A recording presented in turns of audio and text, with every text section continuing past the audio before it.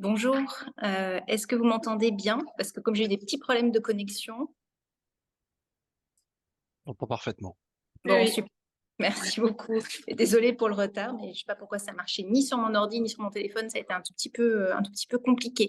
En tout cas, je suis très heureuse de vous rejoindre tous pour ouvrir ce nouveau cycle de rendez-vous réguliers, donc nos fameuses 52 minutes d'E-com France. En fait, on est parti, d'un format qui est devenu extrêmement populaire dans le monde de l'audiovisuel pour, c'est une sorte de clin d'œil, hein, finalement, mais pour mettre en œuvre ces formats de rencontres relativement brefs, qu'on souhaite efficaces et vraiment, avec la volonté de créer un espace de dialogue qui soit le plus opérationnel possible. Donc j'en profite pour faire un petit appel. N'hésitez pas à nous faire remonter vos propositions aussi. Vous l'avez vu, on a commencé à construire le programme de ces rencontres, mais évidemment, il sera construit avec vous et sur la base de vos propositions. Et je tiens à remercier Xavier Caillot qui, l'année dernière déjà, nous a contactés pour nous proposer d'avoir un temps d'échange sur la problématique qui nous réunit aujourd'hui. Donc voilà, n'hésitez pas à suivre son exemple et à revenir vers nous avec des propositions. On sera heureux de les entendre. Donc le sujet, pour revenir à la séance d'aujourd'hui, qui nous réunit, c'est celui des musées et de l'open content, hein, c'est-à-dire comment ouvrir et diffuser mieux nos contenus de musée à travers, en particulier les exemples de Wikimedia, pardon, et du label Culture Libre dont Xavier va nous parler, aujourd'hui. On sait qu'on a tous des expériences variées en la matière, parfois balbutiantes, des envies en tout cas. Et c'était une belle occasion, je pense, d'échanger et peut-être de créer, d'imaginer ensemble ou chacun après cette séance de votre côté de nouveaux projets. Je tiens donc maintenant à passer la parole à Xavier Caillot pour ne pas perdre plus de temps. Et donc Xavier va nous parler pendant un quart d'heure, 20 minutes. Et après, on ouvrira un échange de dialogue. Donc n'hésitez pas, toutes les questions sont bienvenues. J'aurai l'occasion de vous le redire. En tout cas, on est très heureux, Xavier, de vous accueillir et je vous cède la place. Merci beaucoup, Émilie, et merci à toute l'équipe de l'ICOM pour cette invitation. Je suis en effet très heureux de pouvoir inaugurer ce nouveau cycle, d'ailleurs. C'est un sujet qui est de plus en plus important, qui se diffuse dans les équipes des institutions culturelles. Et puis, ça fait quelques années que moi, je travaille avec des partenaires, justement, issus de ces différentes institutions, qu'elles soient musées, d'ailleurs, bibliothèques ou archives. Euh, on va pas forcément s'attarder sur l'association Wikila France tout de suite dans ce temps de présentation, parce qu'il vraiment il est question de l'open content et qu'il y a quelques explications peut-être techniques et un cadre juridique et culturel à présenter en amont. Euh, je vous propose de découvrir tout d'abord l'environnement dans lequel on parle d'open content, parce qu'on utilise beaucoup de termes en fait anglicisés, etc. On pourrait parler d'ouverture des contenus, comme on parle de données ouvertes pour l'open data. Il fallait tout d'abord quand même se mettre d'accord d'une manière assez commune sur une définition de l'open content et de ce que ça recouvrait. Euh, donc la définition en fait dont on parle, c'est une mise en ligne et une mise à disposition de contenus culturels et patrimoniaux, sans limitation de réutilisation. C'est-à-dire qu'en fait, on parle des licences libres. On parle également aussi de la fameuse clause commerciale qui est acceptée dans les licences libres dont on parle. Ça veut dire qu'une personne qui ouvre des images du domaine public en licence libre avec une clause comme, je veux dire, la licence Creative Commons CC BY SA, CC BY pour celles et ceux qui connaissent. On pourrait d'ailleurs peut-être revenir dessus après la présentation. Euh, on autorise l'usage commercial. Bon, c'est un point que je précise dès le départ parce que c'est un point justement qui peut être un point de réflexion, voire de friction parfois, et sur lesquels il y a quand même un certain nombre de choses à préciser.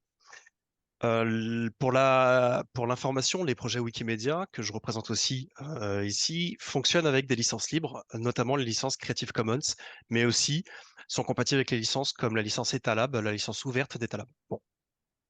Donc on parle de documents, on parle d'œuvres, et le message que j'essaie de véhiculer aujourd'hui est surtout axé évidemment sur les œuvres du domaine public, puisque évidemment une des œuvres qui sont encore protégées par le droit d'auteur n'aurait pas la même, comment dire, facilité de négociation de cession de droit pour pouvoir ouvrir sous des licences complètement ouvertes. Un exemple concret, la diffusion des images d'œuvres en bonne définition sous licence libre. Alors, quand on parle de bonne définition sur des projets comme Wikimedia Commons, Flickr ou Internet Archive, on parle d'une définition qui nous permet de faire des choses avec ces images, de les imprimer, de refaire de la création, etc. On voit dans certaines plateformes des vignettes, en fait, où dès qu'on ouvre un petit peu, ça pixelise énormément. Aucune possibilité de réutilisation. On peut pas parler d'open content, on peut pas parler d'une ouverture justement des images de notre patrimoine au public. On continue avec le contexte. Alexa, s'il te plaît, sur le contexte juridique ou culturel, ouais, parfait. Le contexte juridique, en fait, c'est qu'on a une contradiction nationale, enfin une contradiction, c'est-à-dire qu'on a une loi qui s'appelle la loi Walter, qui a permis justement aux institutions culturelles en général, et donc en particulier les musées, de lever une redevance sur la numérisation des œuvres du domaine public. On a un premier cas qui est le fait qu'une photographie ou une reproduction d'une œuvre en 2D fidèle, sans trace artistique, ne doit pas comporter de droit d'auteur. Mais on a cette redevance qui est une exception culturelle qui permet toujours de monétiser ces numérisations. Ensuite, on a la loi pour une république numérique qui arrive en 2016 et qui instaure un petit peu l'open data par défaut et qui rend obligatoire l'ouverture libre et gratuite, publique, des documents et des œuvres librement communicables, évidemment. On a déjà une situation qui crée une sorte de spécificité pour les images au sein du domaine des données publiques. Et puis pour le contexte scientifique, là je ne l'ai pas mentionné, il y a aussi le rapport Open Content qu'on a travaillé avec l'agence phare, dont on pourra parler tout à l'heure. Mais il y a un rapport qui s'appelle le rapport image-usage qui a été proposé par l'INHA en 2018, qui parlait justement des risques de la rétention des images, des numérisations d'images patrimoniales. Et une enquête qui se poursuit, qui est faite par Douglas McCarthy en partie, et qui propose justement de comment dire lister toutes les institutions à l'international qui ouvrent leurs collections sous des licences libres. Et on peut voir année après année si le mouvement se poursuit. Alors côté français, je crois qu'aujourd'hui on doit être toujours en dessous de la barre de la centaine, peut-être autour des 60-70 institutions qui sont listées. Ça ne veut pas dire que c'est exhaustif, et parfois on manque de communication justement sur ces démarches. Pour enchaîner rapidement sur le contexte culturel qui nous concerne, on a d'abord en fait la relation des réflexes en fait d'usage comment dire de l'internet par les institutions culturelles, c'est-à-dire en gros la mise en place de politiques qui demandent un peu plus de moyens comme la numérisation et la mise en ligne dans des conditions acceptables, et puis l'usage des médias sociaux comme Twitter. Ces deux usages sont complémentaires, mais on voit quand même qu'il y a un gros fossé entre des médias sociaux qui sont extrêmement utilisés par un certain nombre d'institutions, et puis des efforts sur la mise en ligne et surtout l'accessibilité de ces collections qui sont beaucoup plus hétérogènes. On a un retard français par rapport au mouvement international, à quelques exceptions près, comme l'Italie et les Royaumes-Unis, qui ont connu ces dernières années parfois des marches arrière sur la mise en ligne des contenus. On a un engagement progressif quand même d'institutions. Le label peut être un signe de ce mouvement-là. On a une méconnaissance générale des processus et des obstacles rencontrés quand on veut justement utiliser des licences libres, que ce soit au niveau juridique, que ce soit au niveau des ressources humaines, de l'opérationnel et aussi des tutelles des collectivités. Et enfin, un débat autour de la valeur et de l'utilité évidemment de l'open data qui continue au sein des collectivités territoriales et qui concerne du coup exactement les images, puisque on se demande toujours mais comment sont utilisées ces images? Est-ce qu'il y a vraiment des gens derrière qui utilisent quand on ouvre?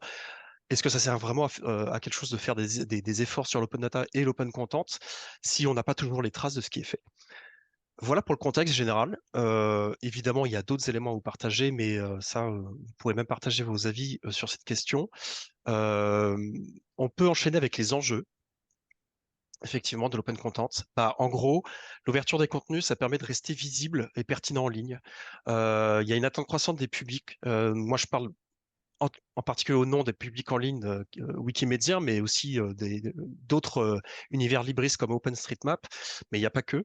On a des nouveaux usages numériques auxquels il faut aussi s'adapter et peut-être que les réflexes ou les traditions au sein des institutions culturelles, traditions juridiques et culturelles sont parfois un petit peu en décalage avec ces nouveaux usages.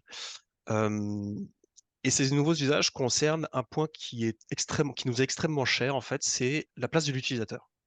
Et c'est une des discussions qu'il y a énormément au sein de l'ICOM et au sein des institutions culturelles de plus en plus, c'est comment est-ce qu'on remet les utilisateurs au cœur finalement des missions des institutions culturelles et est-ce que les pratiques métiers correspondent réellement à cette attention prêtée aux utilisateurs. Et puis il y a là une question voilà qui correspond un petit peu à ce que j'ai dit juste avant sur l'open data, c'est ça fait quand même un certain temps maintenant que l'open data a été décrété. Est-ce qu'on est toujours dans une phase d'expérimentation où on voit qu'il y a quand même un certain nombre de collectivités encore qui ne l'ont pas appliqué, en tout cas pas proprement, qui hésitent encore à utiliser les bons moyens pour le faire, etc. Ou est-ce qu'on va un jour entrer dans une phase de généralisation de cette ouverture?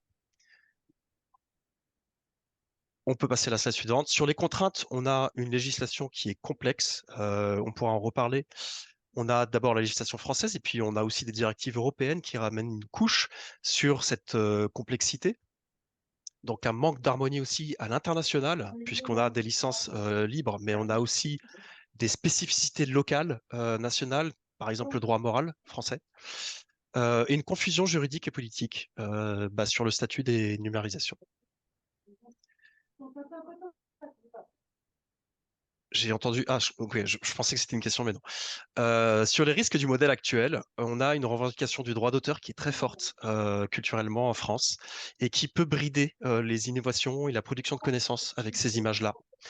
On a cette fameuse histoire de l'usage non commercial, en fait, qui est très limitatif pour un certain nombre d'usages, pas que pédagogiques, mais aussi éducatifs, puisque les projets Wikimedia, comme vous savez, et ce ne sont pas les seuls, fonctionnent avec des licences ouvertes. J'ai vu Alors, je suis désolé, j'ai un quelquefois retour de son oh, qui ce qui t'est me perturbe un arrivé. tout petit peu. Tu m'as Euh, allé. Si les personnes qu'on entend pourraient Oh là mettre le là. micro en mute, ce serait agréable. Alors, sur la clause usage non commercial, ensuite, il y a les artistes et le milieu universitaire, où il y a un impact négatif. Donc, il y a déjà une littérature scientifique sur cette question-là. Et puis, le modèle économique qui est inadapté. Aujourd'hui, pour parler du musée, du coup, on a à la fois un discours sur l'accessibilité des savoirs à toutes et tous, des savoirs dans leur diversité, l'accessibilité à des populations aussi qui ont besoin d'avoir accès à ces savoirs-là, aller à la rencontre des publics, remettre l'utilisateur au centre des missions. Et puis, on a un discours sur le profit, sur la monétisation de ces numérisations, qui est pas forcément compatible, en tout cas pas toujours avec ce discours et avec cette valeur qui concerne en particulier d'ailleurs le service public. Donc cette relation de modèle économique qui monétise la numérisation bride finalement une valeur d'usage alors que les gains qui sont faits par ces numérisations sont de moins en moins importants, voire inexistants pour une grande majorité d'institutions. Je pense qu'on peut passer du coup à la suite sur les opportunités de l'open content. On a un gain de visibilité et des nouveaux moyens, du coup, avec les publics qui sont nombreux en ligne. On peut parler d'exemples de chercheurs japonais qui vont aller demander des informations sur une image qui a été proposée par Paris Musée, etc. On a parfois des exemples comment dire, de nouveaux publics qu'on peut découvrir grâce à ces pratiques. On a une satisfaction, une fierté aussi, peut-être de partager un patrimoine dans le cadre du service public. Ça, c'est un point que j'ai mis parce que dans une enquête qu'on a faite dans le cadre du rapport sur l'open content qui a été proposé par l'agence phare et Wikimedia France, c'est très souvent revenu cette mention d'honorer finalement les missions du service public. On a le fait de favoriser la créativité avec ces nouveaux usages en proposant une nouvelle vie finalement aux images, aux numérisations d'œuvres. Et puis, quelque chose auquel on ne pense pas toujours, c'est le fait d'être un point de référence. C'est-à-dire qu'on voit beaucoup d'images circuler de mauvaise qualité ou de qualité moyenne sur Internet, et on le voit aussi sur Wikimedia Commons, qui est la médiathèque libre qui appartient au projet Wikimedia. Qui mieux qu'une institution culturelle qui est gestionnaire de ces images pour proposer justement une image référence de bonne qualité, voilà, avec une colorimétrie qui correspond au métier justement expertisé dans la photographie des images d'œuvres. Et puis enfin, on peut lever aussi des contraintes de gestion de redevances. Dans certaines institutions, on sait que c'est laborieux de répondre à chaque demande. Alors c'est très hétérogène, hein. Le modèle de la Bibliothèque nationale de France qui est automatisé n'est pas le même que dans d'autres bibliothèques, dans d'autres musées, etc. Mais globalement, on a quand même des ressources humaines qui sont accaparées par cette gestion des demandes individuelles, qui pourraient être largement simplifiées par l'utilisation de licences libres, qui dès le départ expliquent comment les images peuvent être utilisées. Après ce contexte, je vous propose de rentrer dans le vif du sujet en ce qui concerne le label. Le label Culture Libre est un label qu'on a proposé avec Wikimedia France et quelques partenaires, Creative Commons France, Le Clic et l'agence Inocube. C'est un label qui vise justement à inciter et récompenser toutes les institutions culturelles qui se sont lancées dans l'open content, donc qui ont mis en ligne leur collection sous licence libre, des licences du coup compatibles avec les projets Wikimedia, donc on pourra rentrer dans le détail par la suite, mais qui en plus proposent d'intégrer le numérique collaboratif dans leur mission, c'est-à-dire de aller à la rencontre de publics en ligne, comme les publics wikimédiens ou les publics de communautés libres comme OpenStreetMap, mais ce sont des publics qui peuvent aussi se transformer en publics IRL, des publics qu'on voit en présentiel. Donc il y a 3 niveaux qu'on peut voir sur la prochaine slide. 3 niveaux de labellisation, un label bronze, un label argent et un label or, qui correspondent en fait à un niveau d'engagement. Voilà. Au niveau du label bronze, on va pas avoir les mêmes exigences. On demande à ce que finalement il y ait une mise en ligne des collections sous licence libre et qu'il y ait eu au moins une activité de contribution sur un des projets Wikimedia, que ce soit Wikipédia, que ce soit Wikimedia Commons ou Wikidata qui est la base de données. Ensuite, au label argent, on va demander à ce que la qualité de ces images soit irréprochable, que l'accessibilité de ces images soit également irréprochable. C'est-à-dire qu'on ne doit pas deviner avec un clic droit qu'on peut télécharger l'image, mais qu'on invite le public avec un bouton télécharger, par exemple, à télécharger l'image. Et puis, on demande à ce que l'activité de contribution soit plus régulière. Enfin, au label or, on est ce que je cherche personnellement comme impact à long terme, c'est que les projets Wikimedia et l'open content soient vraiment partie intégrante des missions des personnes, des professionnels de la culture qui ont directement une relation avec les images patrimoniales et les documents au sens large. Voilà pour les 3 niveaux. Pour vous ayez une vision un petit peu plus concrète, rapidement, les indicateurs indispensables. Non, c'était la slide d'avant, justement. Merci. Les indicateurs indispensables pour le bronze, ça va être adoption de licences libres compatibles avec les projets Wikimedia et communication auprès du public sur les politiques d'open content de l'institution. Et puis après, sur la slide, vous voyez, c'est la méthode d'évaluation par le jury. Donc ça, c'était juste un exemple. Et vous avez du coup des critères qui sont optionnels, qu'on peut choisir à la carte pour savoir quelle activité on peut mettre en place qui est compatible du coup avec l'éligibilité au label de niveau bronze. Donc cette année, en 2023, on a eu la chance d'avoir la première cérémonie de présentation des labellisés qu'on peut voir sur la slide suivante. On a eu 16 GLAM. Alors GLAM, je précise, c'est Galleries, Libraries, Archive, Museum, acronyme anglais qui est très utilisé dans le mouvement Wikimédia, mais je préfère parler d'institutions culturelles parce que sinon personne ne comprend. Le 25 avril dernier, on a eu à l'INEHA la présentation lors de la journée Wikimedia Culture et Numérique, qui est une journée qui revient chaque année depuis 2019. Depuis cette année, on aura une présentation des nouveaux labellisés. Donc là, on avait 120 participants. On a eu 16 GLAM labellisés sur 18 candidatures, dont en bronze le Muséum de Toulouse, Paris Musée, Nancy Musée. En argent, les musées de Reims, je vais laisser en anglais parce que je pense que j'ai dû faire une présentation en anglais récemment.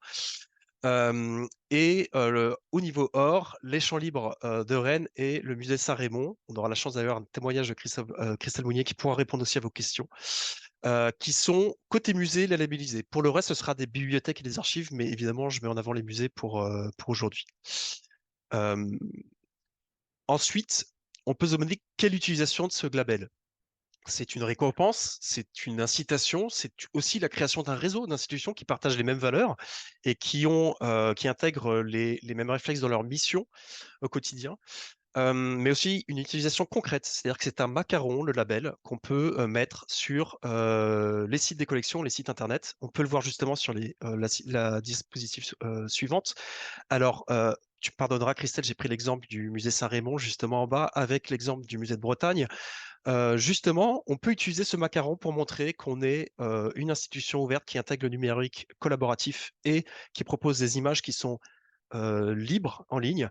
Aujourd'hui, ce macaron, vous pouvez le mettre sur les bas de page, sur le haut de page, en fonction aussi des contraintes webmaster et puis des collectivités. On le voit sur le musée avec le musée Saint-Raymond qu'il est en bas de page à côté d'autres justement labellisations. Euh, Aujourd'hui, il n'a pas la visibilité nécessaire pour prétendre être une signalétique pour les publics, mais c'est peut-être aussi un objectif à terme si le label prend et qui fait un effet boule de neige. L'idée, c'est que le public en ligne puisse reconnaître rapidement, justement, qui peut utiliser toutes les images qui sont en ligne, ou en tout cas celles dont l'institution est ayant droit euh, librement pour tous les usages et en plus, cette institution a vraiment intégré les pratiques collaboratives dans ses missions culturelles. Donc voilà pour les utilisations concrètes. Euh, pour le calendrier, rapidement, aujourd'hui, on a fini la phase de récolte des dossiers de candidature. Donc, on est entré en phase de délibération par le jury. C'est un jury qui est composé de différentes personnes qui sont issues justement de réseaux qui ont attrait à l'open content ou des personnes qui ont directement travaillé sur ces questions de licence libre ou d'open content. Je fais partie du jury, pour information. Et le 10 avril, on aura la journée Wikimedia Culture et Numérique qui présentera des projets comment dire, de contribution au projet Wikimedia. On aura par exemple un retour sur un projet avec l'école du Louvre, des étudiants de l'école du Louvre, avec d'autres, avec des musées justement. Et puis on aura la restitution et la présentation de projets des nouveaux labellisés Culture Libre de l'année 2024. Et puis quelques ateliers de découverte avec des outils comme OpenRefine pour aligner des données et pour faire des versements en ligne sur Wikimedia Commons. Donc je vous invite toutes et tous à participer à cette journée. On va lancer les inscriptions d'ici demain soir, a priori. Et enfin, l'ouverture des prochaines candidatures pour l'année suivante qui aura lieu a priori le 31 octobre. Voilà, je pense que j'ai fait le tour de l'essentiel voilà, de cette présentation sur l'open content. Je ne sais pas si les questions-réponses sont ouvertes par moi-même ou par justement Alexia ou Anne-Claude, mais je suis disponible justement pour aborder tous les axes et tous les prismes de ces questions. Merci beaucoup Xavier. C'est Émilie, je reprends la parole pour vous remercier pour cette présentation et d'avoir respecté voilà, ce temps de parole contraint, mais qui permet de pouvoir disposer d'un petit temps aussi d'échange. J'étais pas sûr d'avoir respecté, mais c'est une bonne nouvelle Non, si mais j'ai réussi. vous avez décalé un tout petit peu, mais, Ok. mais ça va, grosso modo, ça va. Ça nous laisse encore un peu de temps pour discuter. Je ne sais pas d'ailleurs, voilà, si certains collègues présents et qui bénéficient de ce label veulent peut-être pour ouvrir le débat prendre un peu la parole. Je ne sais pas, Christelle, ou j'ai vu que Georges Magnier pour Reims était également là. Christelle, je vous donne la parole. Oui, merci. Bonjour, bonjour à toutes et à tous. Donc, je suis Christelle Molinier, je travaille au musée Saint-Raymond, le musée d'archéologie de Toulouse. Et donc, effectivement, nous avons eu la grande joie l'année dernière d'obtenir le label or de culture libre. Donc, nous pratiquons l'open content depuis 2016. En sachant que cette pratique se fait dans le cadre donc d'une politique d'open data au niveau de la ville de Toulouse, hein, et aussi dans le cadre d'un partenariat entre la ville et Wikimedia France. Donc à partir de là, les services municipaux ont la possibilité d'ouvrir leurs données et contenus. Donc pour cela, nous utilisons les plateformes à disposition. Donc, on utilise en premier lieu la base de données Joconde, qui même si je dirais, elle n'est pas véritablement adaptée à l'open content dans la mesure où les images sont quand même de petite taille, il n'y a pas vraiment de bouton de téléchargement, mais bon, on croise les doigts, on espère qu'à terme, on finira par avoir ces technologies-là. En tout cas, il est possible de publier des images sur la base Joconde avec des licences libres. Ensuite, nous utilisons la plateforme Open Data de la ville aussi pour publier donc des jeux de données. Bon, ça reste assez comment dire, assez brut, hein, parce que ce sont des tableurs, mais enfin bon, déjà là, ça marque la volonté de l'institution. Nous avons aussi un catalogue numérique de nos collections des sculptures de Chiragan qui est publié donc sous licence libre en open content, open data et open source, puisque les logiciels de développement utilisés pour ce catalogue voilà, sont libres. Et enfin, nous utilisons les plateformes Wikimedia pour publier nos collections, donc à savoir les trois principales plateformes. Donc Wikipédia, pour valoriser les collections, pour valoriser l'institution, valoriser les expositions. Et Wikimedia Commons pour publier des images, donc essentiellement des images des objets de la collection, et Wikidata pour les données d'inventaire qui servent aussi à alimenter les métadonnées descriptives des images, puisque les projets Wikimedia constituent un écosystème dans lequel tous les plateformes sont liées et s'enrichissent mutuellement. Donc ce travail-là, hein, c'est ce que disait Xavier, il est vraiment intégré à notre quotidien documentaire. C'est-à-dire que ce matin encore, quelqu'un m'a demandé une image d'une vue muséographique. Eh bien, comme cette image était librement publiable, c'est-à-dire que nous détenions les droits, j'ai pu la verser sur Wikimedia Commons et envoyer le lien à la personne qui avait demandé cette image pour illustrer un article de presse afin qu'il la télécharge. Donc, l'idée, c'est d'optimiser, de capitaliser ce travail-là afin qu'il puisse être réutilisé par d'autres publics. Parce qu'effectivement, nous avons notre public de chercheurs, d'historiens de l'art, d'archéologues, mais il faut savoir qu'une fois que les collections sont sur les plateformes Wikimedia Commons, elles concernent tout le monde, elles peuvent être réutilisées dans des contextes en dehors de nos domaines d'activité, et ce, à l'échelle internationale. Ça aussi, c'est très important de savoir qu'on donne une visibilité internationale à nos collections dans la mesure où elles sont sur ces plateformes-là.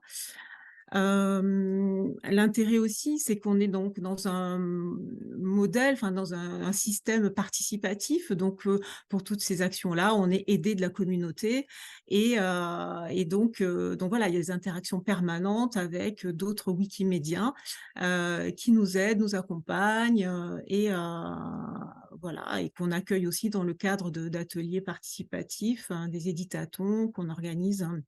Donc, en général, à l'occasion de nos expositions.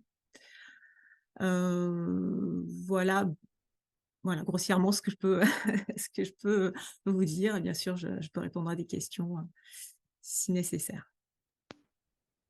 Merci beaucoup. Je vois que dans le chat, Xavier a indiqué voilà, la présence également de Fabienne Martin-Adam du Musée de Bretagne. Fabienne, est-ce que vous voulez très rapidement dire un petit mot de votre expérience?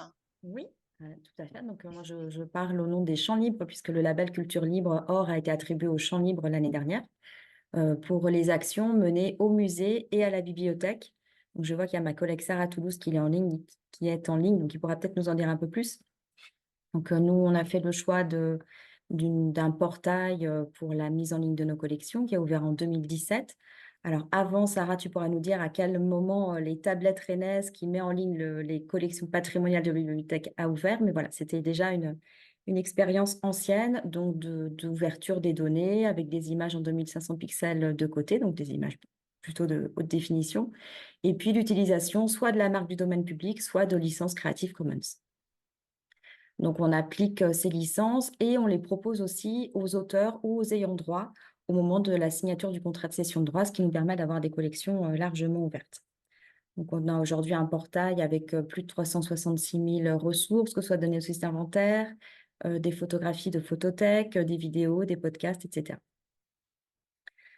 C'est aussi, comme Christelle le disait, l'accueil des communautés de Wikimédia qu'on reçoit pour des éditatons régulièrement.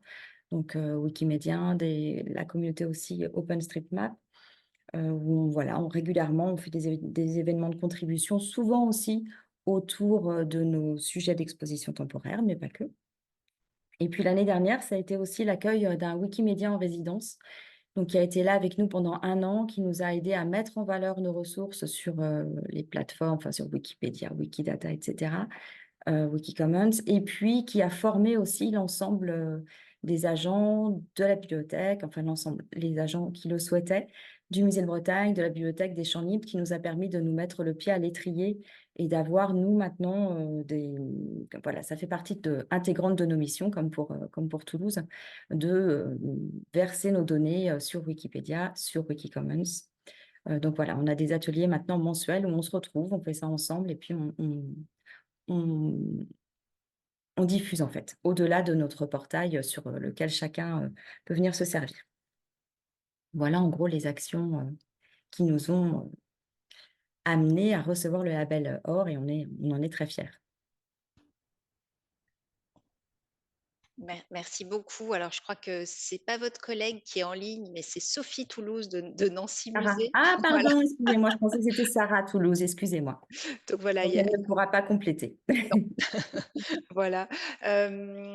Du coup, je ne sais pas si Georges, vous souhaitez dire un mot également, ou s'il y a des questions déjà qui viennent. Moi, j'en ai quelques-unes, mais voilà, je veux bien lancer, mais peut-être qu'il y a d'autres prises de parole spontanées. Ouais, je voulais bien juste, bonjour à tous, revenir sur la mise en place du projet, effectivement, sur notamment la validation du principe pour les collègues qui pourraient aussi vouloir se lancer dans cette démarche.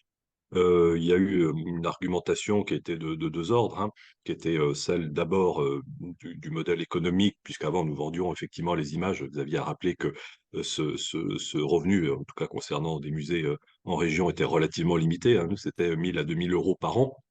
Donc, ça ne couvrait même pas les frais du salaire de notre photographe qui instruisait ces demandes. Et donc, le bénéfice, on va dire, de la mise à disposition gratuite en termes de visibilité, notamment, a été assez évident. Et donc, ça a été un argument assez fort à mettre en avant auprès des élus, hein. C'était assez clair. Et puis, il y avait effectivement, nous, ce qui nous a beaucoup interpellé aussi, hein, c'était la dimension qualitative assez faible, hein, des images qui circulaient sur le net pour illustrer nos musées ou nos collections.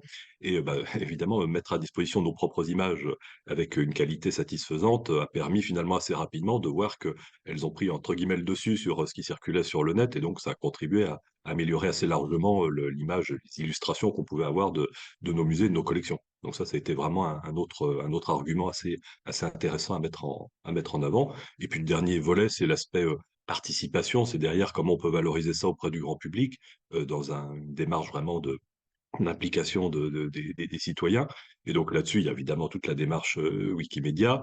Et puis, on a par exemple mis en place un concours de création graphique qu'on relance chaque année. C'est la 3e édition qu'on va lancer cette année, où on invite tous les créateurs, amateurs ou même professionnels, s'ils le souhaitent, à réinterpréter et détourner autour d'une thématique les collections que nous avons mises en ligne en libre usage. Donc, c'est l'occasion de faire la pédagogie justement de ce que c'est que l'open content. Et puis, on attribue 3 prix voilà, à des lauréats. Et c'est voilà, un bon succès aussi qui permet de faire découvrir à la fois ces ressources-là et puis de faire la pédagogie de ce que c'est que la libre utilisation de ces images, quoi. Merci beaucoup, Georges, pour cette prise de parole, parce qu'effectivement, j'allais poser la question des arguments qui aident à convaincre une collectivité ou une tutelle plus largement de se lancer dans ce processus. Donc, je suis heureuse que vous en ayez parlé, parce que c'est vrai que cette problématique, j'en parlais et je crois que Barbara Gattino est là également. On en parlait hier au sein des musées de Strasbourg sur finalement qu'est-ce que ça rapporte et qu'est-ce que ça coûte, cette gestion financière de nos images au vu du travail qu'il faut pour faire la facturation, etc. Finalement, la balance n'est pas si positive que ça. Xavier l'avait rappelé. Je voulais poser peut-être une question. Je ne sais pas si d'autres personnes veulent prendre la parole. N'hésitez pas à vous manifester.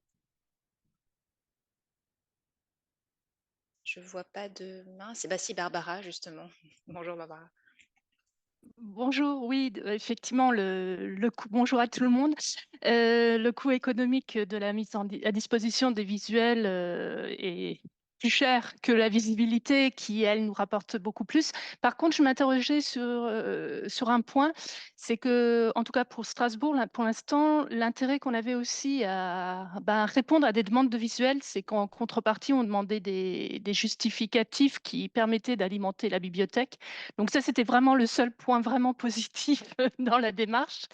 Et donc, la mise à disposition libre des visuels, quelque part, ils nous échappent. OK, ils sont libres, je l'entends très bien, mais parfois, on ne peut plus voir par qui et dans quel type de publication ils sont utilisés. Donc, pour l'enrichissement de la connaissance scientifique de nos collections, je ne sais pas comment ça se passe à terme. Parce que je ne suis pas sûre que tout le monde joue le jeu de nous dire, bon, voilà, j'ai utilisé mon visuel dans tel article ou tel ouvrage, pour que nous, au moins, aussi au-delà du justificatif, on puisse alimenter nos bibliographies.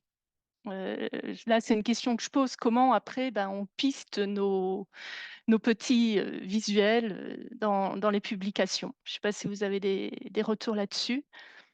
Moi, je veux bien, je veux bien répondre parce qu'effectivement, je peux comparer avant, après. Sincèrement, il arrive que des gens nous envoient le lien Wikimedia Commons et nous demandent s'ils peuvent utiliser l'image. Voilà. Il faut savoir aussi qu'effectivement, quand on parle de publications scientifiques, très fréquemment, les chercheurs contactent l'équipe de la conservation pour avoir des renseignements sur l'objet. Donc, quoi qu'il en soit, finalement, on continue à avoir des interactions. Par contre, c'est beaucoup plus simple parce qu'on remplit pas de formulaire, on remplit pas, voilà, on envoie le lien et servez-vous. Et je me permets toujours de leur demander d'avoir un justificatif de publication parce que ça nous intéresse, parce que ça documente les collections. Voilà, je pense qu'au-delà des images, il y a cet usage scientifique et du contenu intellectuel aussi qui fait que finalement on reste et puis on fait aussi beaucoup de veille sur internet, donc ça c'est plutôt le service communication. Donc parfois on voit qu'une image a été utilisée, on vérifie que ça a été bien crédité, parfois on se permet de dire que ça n'a pas été bien crédité. Les gens, enfin sincèrement, je pense que voilà, on part du principe que les gens sont de bonne foi. Ils sont aussi heureux de voir qu'ensuite on valorise leur travail, leur publication et puis nous remercient, quoi. Enfin, je trouve que justement ça détend un peu, ces relations, parfois commerciales où on va négocier parce que c'est trop cher, parce que et c'est beaucoup plus agréable et c'est vrai que, enfin, ce que disait Xavier tout à l'heure, on est vraiment dans nos missions de service public. Enfin, moi, quand je transmets ces images-là et qu'on les offre, je crois qu'on est, voilà, on fait pleinement notre métier, quoi.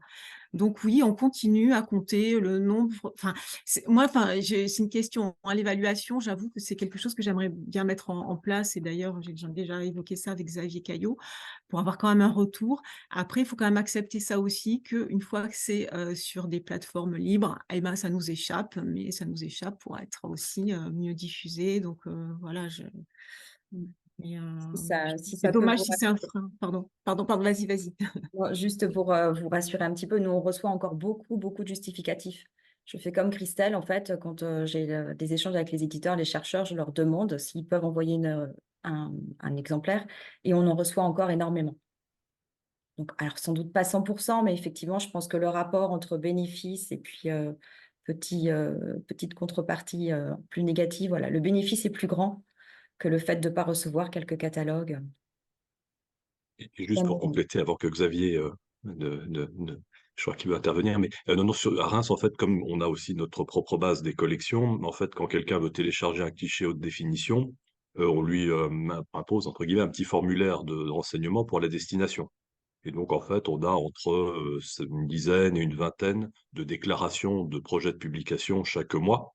Et donc, ensuite, ça nous permet au moins de savoir qu'il y a un projet de publication avec la coordonnée de la personne. Et donc, dans ce cas-là, ça nous permet ensuite de le recontacter pour. Évidemment, c'est du déclaratif, il n'est pas obligé de le dire, c'est la finalité exacte, mais ça permet de repérer cette intention, en tout cas. Xavier, je crois Merci. que vous vouliez prendre la parole. Oui, mais simplement pour compléter sur Wikimedia Commons, puisqu'on l'a évoqué, Wikimedia Commons n'est pas un doublon des plateformes numériques propres des musées. C'est-à-dire qu'il ne faut pas l'imaginer comme une plateforme de sauvegarde qui remplace les musées. C'est-à-dire qu'à partir du moment où on fait une politique d'ouverture des contenus et de diffusion, il y a les politiques propres à chaque institution où on va essayer d'avoir effectivement des informations sur les usages, mais évidemment, c'est l'une des craintes, Barbara, qui est partagée par un très grand nombre d'agents culturels, c'est que vont devenir nos images dans la nature, en fait, en gros. Si j'étais radical, je dirais c'est important, mais finalement, le plus important, c'est qu'elles soient déjà accessibles.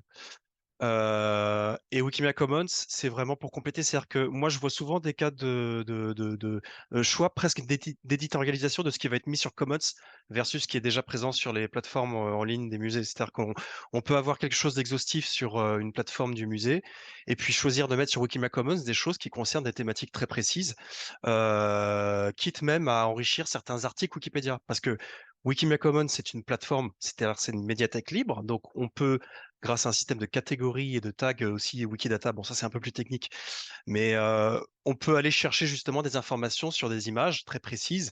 On peut aller créer des moteurs de recherche d'ailleurs avec Wikimedia Commons et Wikidata qui permettent vraiment d'avoir une recherche pointue.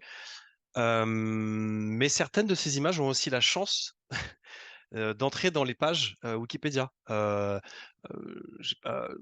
prends souvent, mais c'est un très vieil exemple parce que c'est le premier qui vient en tête. Les Archives nationales avaient une numérisation du sceau de Philippe Auguste en fait, et il s'avère que l'image, on parlait avec Georges d'ailleurs de la qualité des images, il s'avère que l'image qui était présente sur Wikipédia n'était pas folle. Pour être poli. Et du coup, ils ont découvert qu'on pouvait verser sur Wikimedia Commons et faire le lien. Et ils ont finalement remplacé l'image qui était dans l'article Wikipédia parce que c'était une image de très bonne qualité et puis surtout qu'elle était prise voilà, dans les conditions professionnelles, etc. Finalement, pour cette image qui est consultée par des métiers, historiens, etc., in situ au sein des Archives nationales, là, c'était plusieurs millions de vues finalement pour cette richesse patrimoniale. Donc voilà, c'est un exemple qui n'est pas représentatif de tout ce qui se passe évidemment, mais il ne faut pas oublier que c'est aussi un moyen de donner accès à des publics qu'on ne maîtrise pas forcément, mais qui sont complémentaires avec ce qui existe déjà du côté des plateformes des musées. Merci beaucoup. C'est vrai que cette ouverture, elle est effectivement assez fondamentale dans une dynamique en plus où on est lancé sur une ouverture, sur une participation plus grande. Donc, je crois que c'est essentiel. Je crois qu'Olivia Bourra, tu voulais prendre la parole aussi. Ensuite, je vois Rémi Calzada. Olivia? Ouais, bonjour à tous. Merci Émilie. Oui, c'était un peu pour aller dans le même sens, c'est-à-dire que nous, à Paris Musée, on s'est posé cette question-là il y a déjà longtemps, l'équipe travaille là-dessus. On a eu le label bronze et ce qu'on voit vraiment, c'est que effectivement, ça nous a donné une visibilité, notamment dans le monde de la recherche et un certain nombre de projets sont nés sans nous, par exemple, parce que justement, il y avait cet accès à des photos en très, très bonne définition gratuitement. Mais souvent, ces projets reviennent vers nous et nous disent, du coup, on est intéressé, est-ce que vous voulez un partenariat? Comme récemment avec l'INHA sur le projet Richelieu ou sur d'autres projets. Et du coup, on trouve que ça, justement, c'est le grand intérêt. Alors, probablement qu'on ne voit pas toutes les publications qui utilisent ces images, mais en tout cas, on commence à voir un certain nombre de gros projets et qui surtout nous invitent à faire des vrais partenariats. Donc, c'est quand même un bénéfice pour nous, certain. Merci Olivia pour ce témoignage. Rémi? Oui, bonjour, Rémi Calzada, je suis conservateur au Musée français de la photographie, qui est situé à Bièvre, en banlieue sud de Paris. On a commencé la numérisation en 2001, en haute définition avec charte colorimétrique, etc. Donc on a un stock, on va dire, de 110 000 images de nos collections, sur une collection qui représente environ près d'1 million d'objets, que ce soit des appareils photo, des photos, sur tout type de support, etc. et bibliothèques, etc. On est actuellement dans une réflexion sur l'ouverture des contenus le plus large possible. Et un des arguments qui ferait mouche, entre guillemets, vis-à-vis d'une collectivité qui est en grande difficulté financière, comme tous les départements de France, et qui donc ne voit pas forcément d'un bon œil l'arrêt d'une source de revenus qui est en vérité, je suis complètement d'accord avec vous, extrêmement minime, surtout au regard de ce que ça occupe comme temps de travail notre documentaliste. En tout cas, il y a un argument qui est une évaluation quantitative de la diffusion. Et je me demandais si Wikimedia Commons permettait d'avoir des données au moins quantitatives sur l'usage, sur un nombre peut-être de téléchargements, voire de visionnement des images qu'une institution verse. Je vais commencer à répondre et si Christelle et les autres vous voulez compléter, mais euh, ce qu'on peut évaluer avec les outils Metrix sur les projets Wikimedia, c'est ce qui est au sein des projets Wikimedia. Donc vous avez la possibilité de savoir quelles images parmi votre collection qui a été versée a le plus de visibilité, sur combien de Wikipédia différents, si ça a été repris sur des Wikipédia. Par exemple, vous avez des Wikipédia en anglais, Wikipédia en espagnol, etc., etc. Donc vous avez une visibilité sur l'ensemble métrique des images, le nombre d'images qui a été versé, le nombre de vues globales de toutes ces images au sein des projets Wikimedia. Vous avez la possibilité d'avoir la visibilité d'une image parce qu'elle appartient à un article Wikipédia. Du coup, la visibilité de l'article donne par biais, mais là c'est un peu faussé parce qu'une image qui est en bas d'article n'aura pas la même visibilité que l'image en infobox tout en haut de l'article, évidemment. Vous avez le moyen de savoir quel est le taux de réutilisation de chaque image et le taux de réutilisation de la catégorie de vos images. Par exemple, vous avez choisi de mettre dans la même catégorie toutes les collections et vous allez analyser collection de tel musée et vous savez combien d'images ont été versées, quel est le pourcentage de réutilisation au sein des projets Wikimedia et quelle est la visibilité de chacune des images et de l'ensemble des images. Ça, c'est les métriques globales, il y en a bien d'autres. En revanche, ça s'arrête ici. C'est-à-dire que vous ne pourrez pas savoir ce que sont devenues ces images en dehors des projets Wiki. Ça, c'est la grande frustration partagée, mais je dirais que comment dire, ça fait partie de la discussion qu'on avait juste avant sur le fait que les usages, après, libre à chacun de pouvoir revenir sur les musées. On a quand même, parmi les publics d'utilisateurs Wikimedia Commons, quand on parle du grand public, on parle aussi de chercheurs, de doctorants. On a quand même aussi des publics noyaux qui sont des publics cibles et qui sont très proches du patrimoine, quoi. Donc, ils ont quand même assez, de temps en temps, le réflexe de revenir vers les institutions. Ouais. D'accord. Merci. Je ne sais pas si Christelle ou il faut compléter par rapport aux maîtrises que tu utilises toi, par rapport à ta page de Commons. Non, effectivement, après, c'est déjà pas mal hein, de pouvoir évaluer le nombre de vues d'un lot d'images parce que ça peut être assez impressionnant, effectivement. Je trouve, il suffit qu'il y ait une image de votre collection qui soit sur un article un peu phare. Nous, on a des objets, par exemple, qui sont sur la page de la ville de Rodez. Bon, voilà, ce sont pas des objets exceptionnels, mais bon, voilà, ils ont été trouvés à cet endroit-là. Et quelqu'un, en plus, c'est même pas nous, l'a mis sur la page. Et donc, il y a une visibilité de cet objet. Après, comme dit Xavier, je suis pas sûre que les gens qui consultent cette page-là s'intéressent particulièrement à cette image-là. Mais enfin, bon, voilà, donc c'est ça, c'est une visibilité et internationale aussi. C'est-à-dire que aussi ces images elles peuvent illustrer des articles dans d'autres langues. Et ça aussi, ça a un impact. C'est difficile en fait. C'est vrai qu'on peut pas le mesurer, mais c'est plutôt à travers des exemples qu'on se rend compte que quand on a des retours, qu'on se dit ah bah oui, tiens, ça a été utilisé dans telle vidéo pour faire un tutoriel. Enfin, c'est vrai que je vois, nous, des fois, on a des choses qui nous reviennent, on se dit, mais on n'aurait jamais imaginé un tel usage ou en art contemporain, ou voilà, ces réutilisations-là. C'est peut-être plus la diversité qu'il faudrait évaluer plutôt qu'une quantité, mais bon, je sais pas. Par rapport aux tutelles, c'est peut-être pas ça forcément qu'ils cherchent.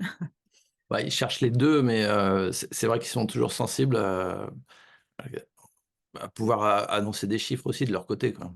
Bien sûr. C'est la vie, c'est la vie des collectivités. Après, ce qu'il faut leur dire, c'est que les plateformes multimédia sont gratuites. Il Ouais. n'y a pas de frais d'hébergement, il y a une maintenance technique qui est assurée par une communauté quand même, voilà, très. Et puis aussi une évolution des outils. Enfin, moi, je vois, j'utilise beaucoup Wikidata. Wikidata, on est dans le web de données, on est sur quand même des outils qui sont très avancés d'un point de vue technique, chose qu'on n'a pas dans nos outils métiers, hein, faut le dire. Hein. C'est aussi pour ça qu'on va vers ces plateformes-là, c'est qu'on peut faire des choses. Je vois, nous, on a pu géolocaliser tous les objets, tous les sites de fouilles de nos collections. Enfin voilà, tout ça, c'est très intéressant pour nous aussi à titre en interne. Merci. Est-ce qu'il y aurait d'autres questions ou envie de partage d'expérience? Moi, j'avais une question, peut-être, vous parliez tout à l'heure du relais sur la base Joconde. Est-ce qu'il y a des projets de ce côté-là? Est-ce qu'il y a des discussions en cours avec le ministère pour faire que Joconde soit aussi une plateforme de diffusion plus large, ou est-ce qu'on n'en est pas encore là? Alors, on est quand même pas mal en discussion parce que ça les intéresse. Ça intéresse l'équipe Joconde. Après, donc maintenant, c'est la plateforme POP, hein, qui en fait, est un outil, enfin une interface pour interroger les bases du ministère.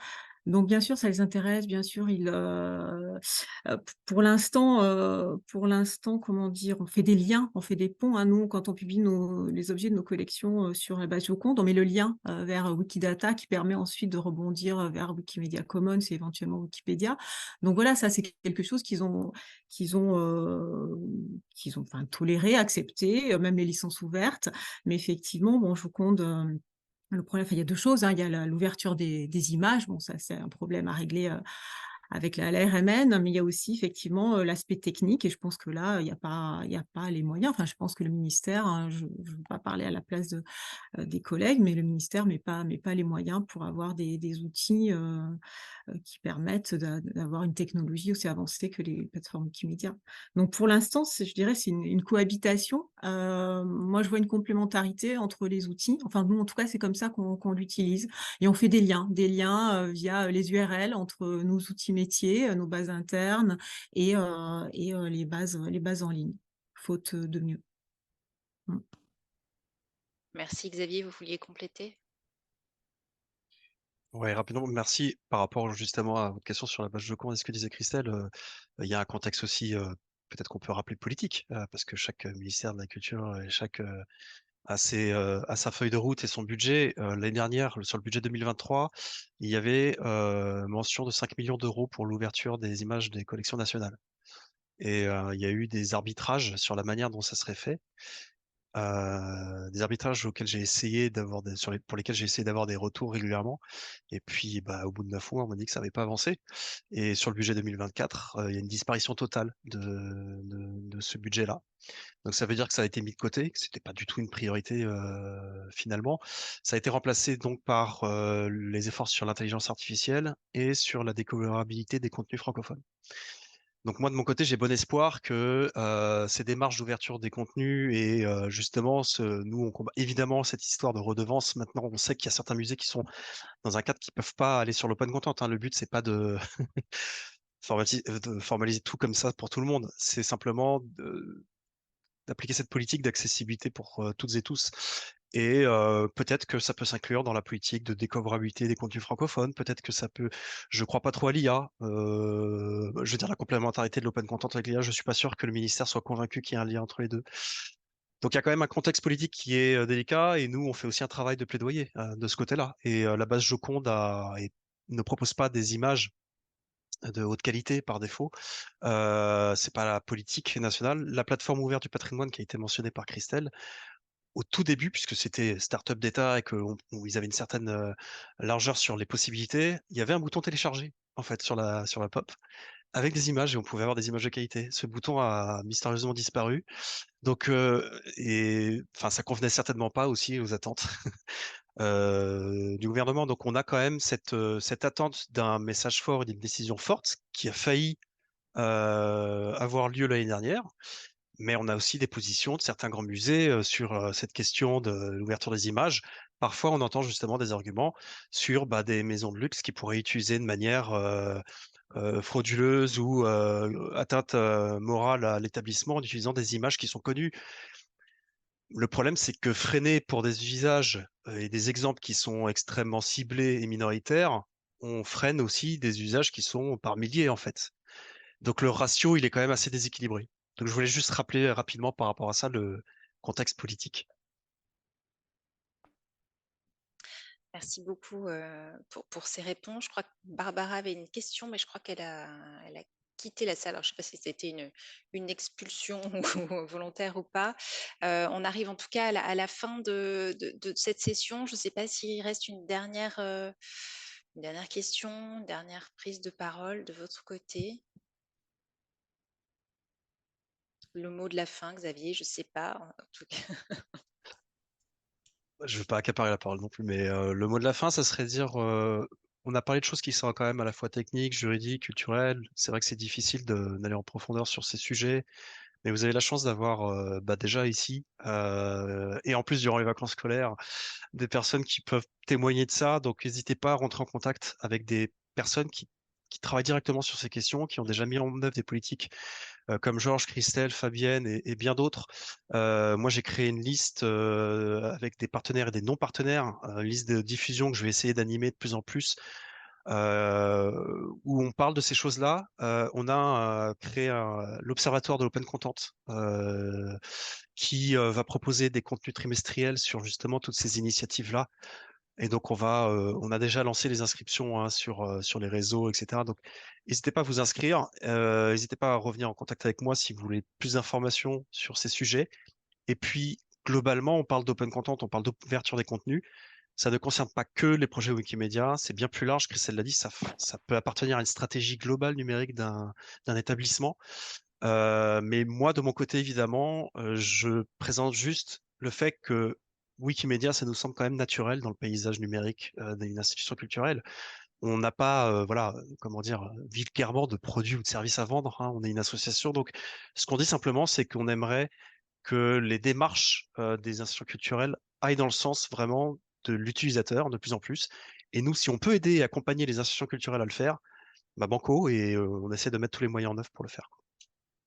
Bah, merci beaucoup. En tout cas, c'est vraiment le sens de ce nouveau cycle et de ces échanges qu'on vous propose. Et merci à tous de votre participation et de la spontanéité de vos propos, parce que je pense que c'est précieux dans un réseau comme le nôtre que de pouvoir, voilà, de temps en temps se retrouver et se parler vrai à la fois des projets, des difficultés, des ambitions et des moyens d'y arriver. Donc, merci à tous. Il me reste à remercier Xavier, à remercier toutes les personnes qui ont témoigné, à remercier évidemment l'équipe d'ICOM France, Anne-Claude Maurice et Alexia Maquinet aux commandes de ce cycle, et à vous donner rendez-vous pour la prochaine session. Alors, on vous a annoncé tous les derniers jeudis de chaque mois, à l'exception du prochain, puisque ce sera le dernier vendredi du mois de mars, le 29. Voilà, donc à noter dans vos tablettes, pardon, autour de la thématique de l'esprit critique dans les musées, avec les interventions de nos collègues d'Univers Sciences. Merci beaucoup. N'hésitez pas, hein, comme je vous le dis, on est à votre disposition. Donc, si vous avez des idées de thématiques, des sujets, n'hésitez pas à nous les faire remonter. On sera heureux de pouvoir travailler à la programmation des événements avec vous. Merci beaucoup. Bonne fin de journée, bonnes vacances à ceux qui y sont. Merci beaucoup, merci à vous, merci à l'ECOM.